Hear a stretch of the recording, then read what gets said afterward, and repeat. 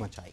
रीमाल बंगाल के तट पर 120 किलोमीटर की गति से टकराया और इससे मची तबाही में 7 लोगों की जान गई।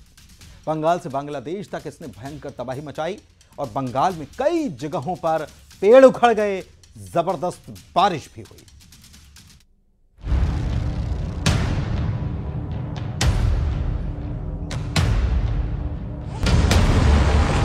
135 किलोमीटर की रफ्तार से आए बवंडर ने बंगाल से बांग्लादेश तक तबाही मचा दी।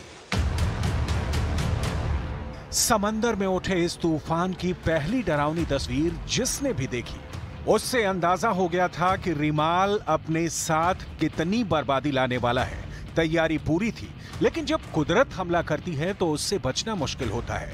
ठीक ऐसा ही हुआ जब रीमाल पूरी ताकत के साथ बंगाल के तटों से टकराया।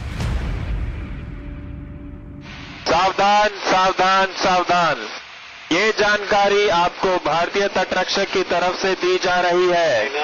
समुद्र में तूफान आ रहा है, आपसे अनुरोध है कि आप नजदीकी बंदरगाह की तरफ चले जाएं। सावधान सावधान सावधान।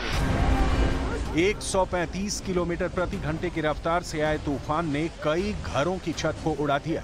एक झटके में सैकड़ों पेड़ उखड़ गए, दीवारें ढह गईं और चारों तरफ चीख पुकार मच गई। कोलकाता में पुरानी बिल्डिंग की बाउंड्री वॉल गिरने से एक व्यक्ति की मौत हो गई। तूफान के साथ आई बारिश ने पूरे शहर को पानी में डुबो दिया। इन इलाकों में पहले ही मौसम विभाग ने रेड अलर्ट जारी कर दिया था और 1 लाख लोगों को सुरक्षित स्थानों पर शिफ्ट कर दिया गया था।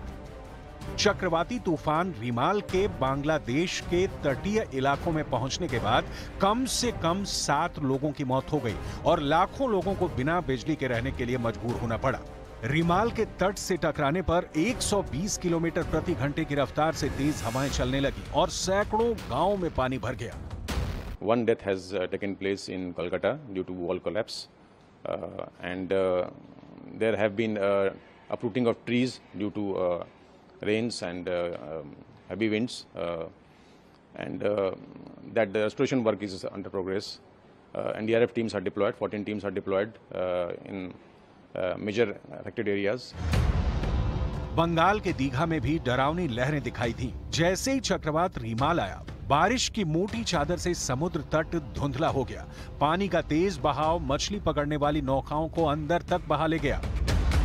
निचले इलाकों में मिट्टी और फूस के घरों को तबाह कर दिया और खेतों में पानी भर गए। हावड़ा में तो तूफान का खौफ ऐसा था कि वहां रेलवे स्टेशन पर ट्रेन के पहियों को चेन से बांध दिया गया था। रेलवे अधिकारियों को आशंका थी कि 135 किलोमीटर की रफ्तार से आए तूफान कोच को भी डिरेल कर सकता है। रीमाल को लेकर मौसम विभाग ने एक और अलर्ट जारी किया है। यह अलर्ट बिहार को लेकर जारी किया गया है। मौसम विभाग के मुताबिक बिहार के आधा दर्जन जिलों में रीमाल का असर देखा जा सकता है। मौसम विभाग का दावा है कि बिहार में 30 से 40 किलोमीटर प्रति घंटा की रफ्तार से हवाएं चल सकती हैं।